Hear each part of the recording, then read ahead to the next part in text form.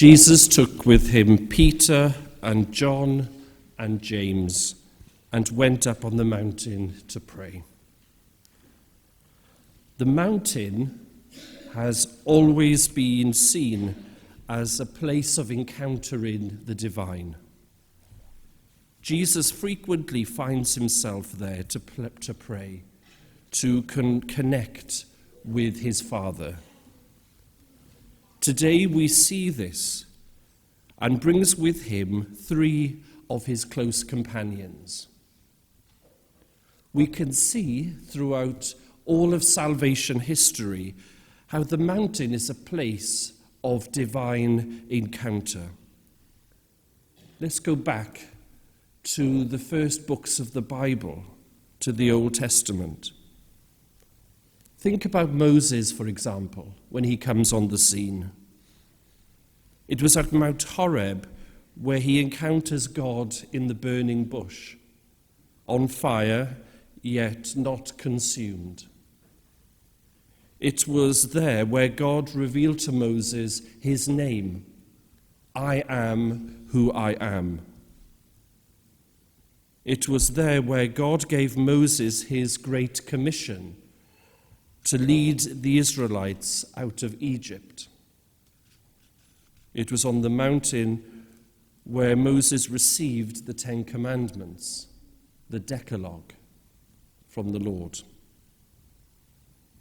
And so today, the mountain plays a pivotal role in the journey of those disciples. Jesus takes them up the mountain to the place of divine encounter. Jesus takes Peter, John, and James to that sacred place to help them, to guide them, and significantly for them, to strengthen them. For it is on the mountain where those 3 disciples not only experience the reality of who Jesus is, they beheld his glory, but they also get to experience in that moment of transfiguration what awaits them. They receive with special insight an eternal perspective. And this is what changes them. This was for them a moment of growth, a transformation, if you like. And so when those disciples came down the mountain, in other words, when they returned to the ordinary course of their lives, they were better strengthened.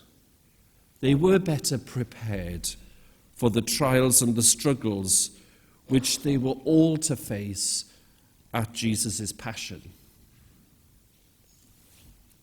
Jesus took with him Peter and John and James and went up the mountain to pray. It's appropriate then that the Lenten season becomes for us a time to ascend the mountain, to experience the divine. On Ash Wednesday, I suggested that the Lenten journey is not a journey we make on our own. It's not a journey we make in isolation, but rather it's a journey that we make together, side by side. As we ascend the mountain to the place of transfiguration, let us just for a moment consider who we have invited to journey up with us, up the mountain.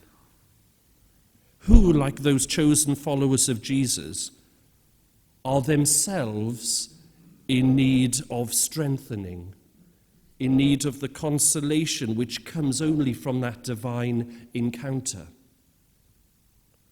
Who, in our own spheres of influence, our friendship circles perhaps, or perhaps our families, long to hear from the Master the words of affirmation, personally addressed to them, "This is my son, my chosen one."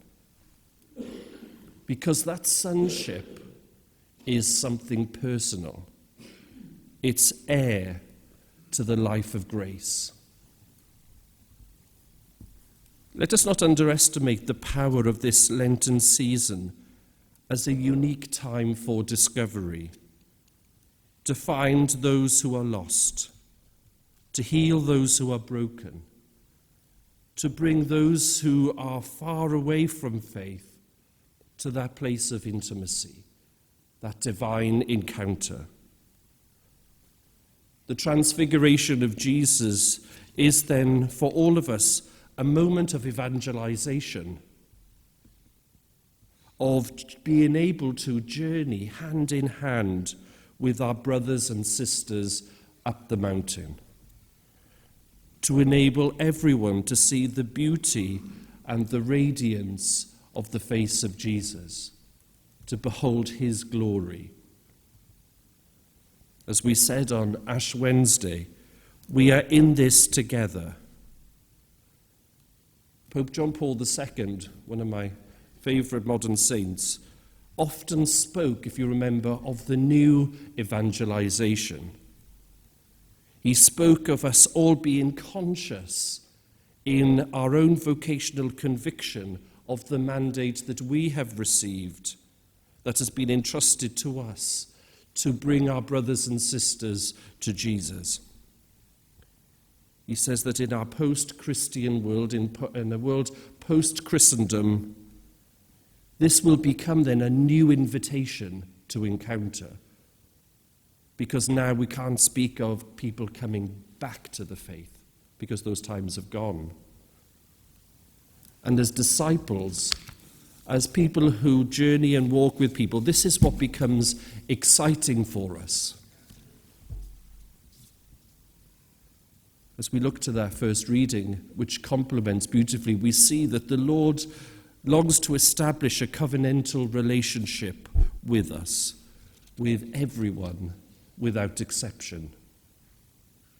May our journey up the mountain of transfiguration renew our thirst and our desire to share the good news, to help facilitate through our own journeying, through holding the hands of our brothers and sisters, to support with our prayers, enabling a divine encounter to take place in all of our brothers and sisters. Amen.